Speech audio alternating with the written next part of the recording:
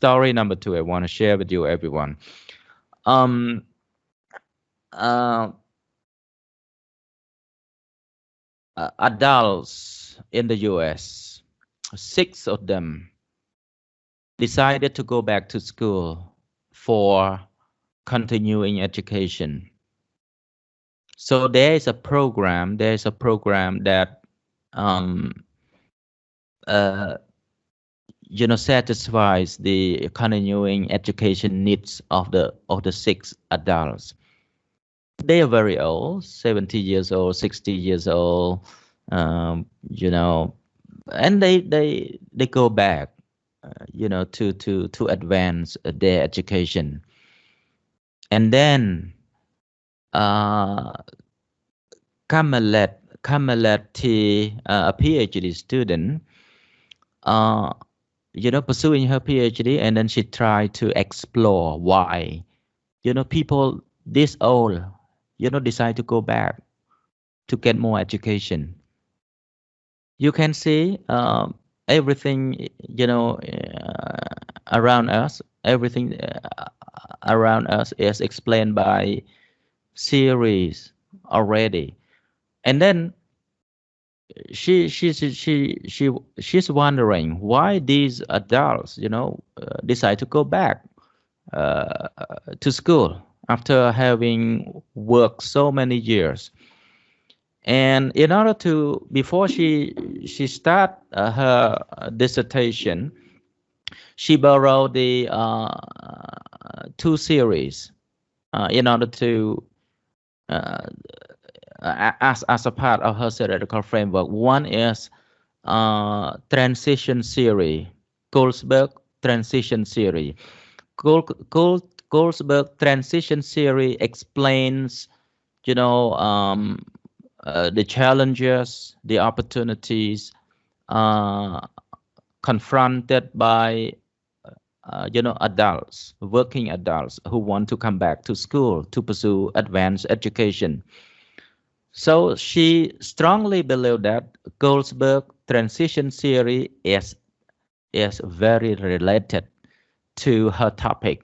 The best way to understand their motivation to come back to school, the best way to understand their challenges, when pursuing advanced degree and then dealing with personal issues and family issues, the best theory to understand, that complexity, okay, that phenomenon of adult going back is to use Goldsberg transition theory. And she justified in her, dissertation that in my study, I adopt Goldsberg transition theory in order to understand, the complexity of the issues where where the 6 adults decide to go back to school. In addition to that, she she uh, adopted she adopted cross barriers to higher education, to continuing education for working adults. Cross conducted 2 studies, one in 1981 and revised and reconducted the study in 1991. Cross theory is the best of the best ever published. So cross theory, a cross study found out 3 kinds of barriers when adults want to go back to school. Number 1, institutional barrier. Number 2, situational barrier. And number 3, dispositional barrier. Institutional barrier refer to, for example, institution, erects the barrier.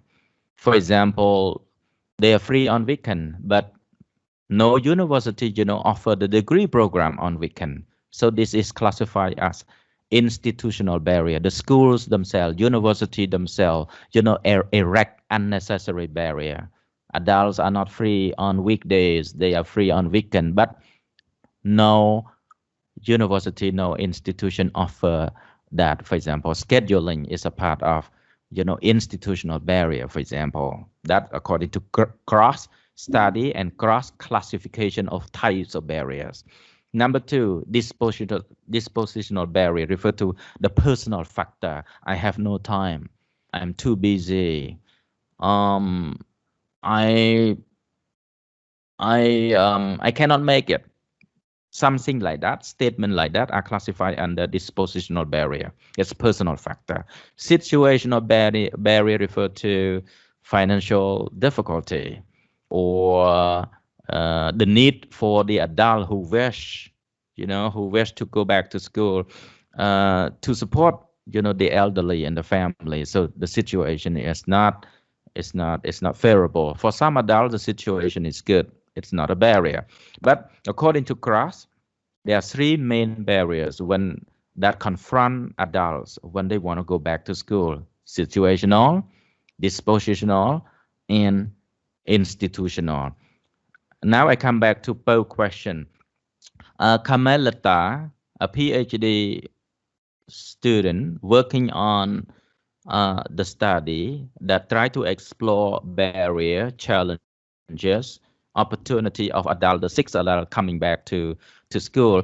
She used the two series as the theoretical framework. One is Goldsberg transition theory.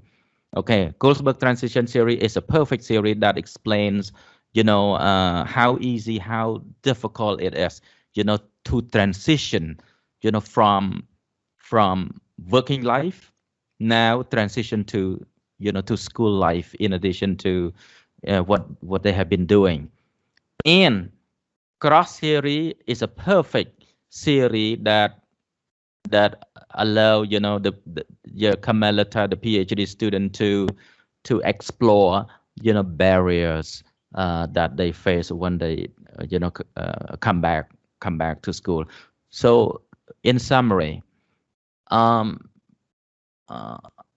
theoretical framework, sometimes you only need the theoretical framework in order to guide your study. You don't need to propose the conceptual framework. In this study, she did not have the conceptual framework. She used cross plus transition theory, and then she go to the field, collect the data, and use transition and cross barrier theory, to develop research interview questions. Okay, the interview questions are informed by Goldsberg transition theory and cross barrier theory. So based on the two theories, she developed the interviewing questions. With the interview questions, she collect data from the six adults, and this is one of the best PhD dissertation I enjoy. I'm going to share that PhD dissertation also. So I promise to share with you two things. Number one, a Starbucks study conducted in Taiwan, where you will enjoy the conceptual framework and the theoretical framework, and a PhD dissertation, a qualitative research, where the PhD student adopted cross barriers and Goldsberg transition theory, so that you can explore yourself how people borrow theories and use them to guide their data collection, data analysis, as well as data interpretation. That's story number two. Story number three, I just share with our Lord. I think not just last semester. I share with you Dr. Blythe's phenomenological study on adult reading motivation, and she included in her literature review two themes. Number one, theoretical framework. Number two, related literature. So yeah, before I forget to talk about this, too important. If you are not willing to do anything for your research project, you have to be willing to do two things. Number one, theoretical framework. Try to explore the literature. Read and ask yourself a question. For my topics, what series are normally adopted to be a part of this theoretical framework? Okay, so as I say, any issues, any concerns around us in the world have to can be already explained by some series. So our responsibility as a researcher is to get to know those series and know the details about those series and remember their names too.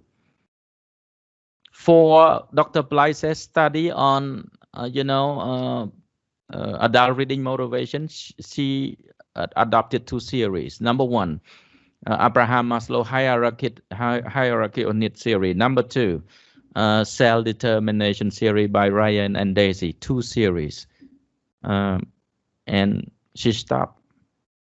She does not need to, add the third or the fourth or the fifth theory as a part of her theoretical framework, because she believed that, self-determination theory by Ryan and Daisy and Abraham Maslow hierarchy of need theory are more than enough in order to understand why the 12 young people, pursue reading a lot while the rest of the world, do not enjoy reading.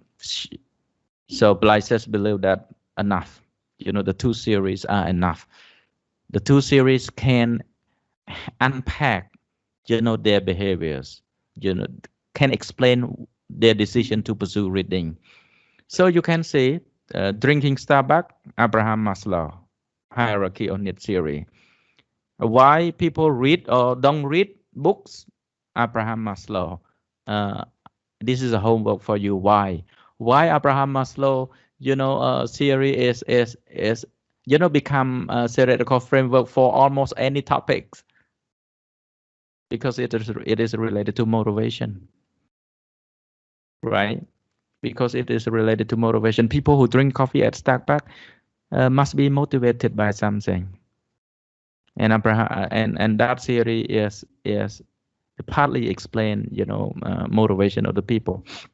All right.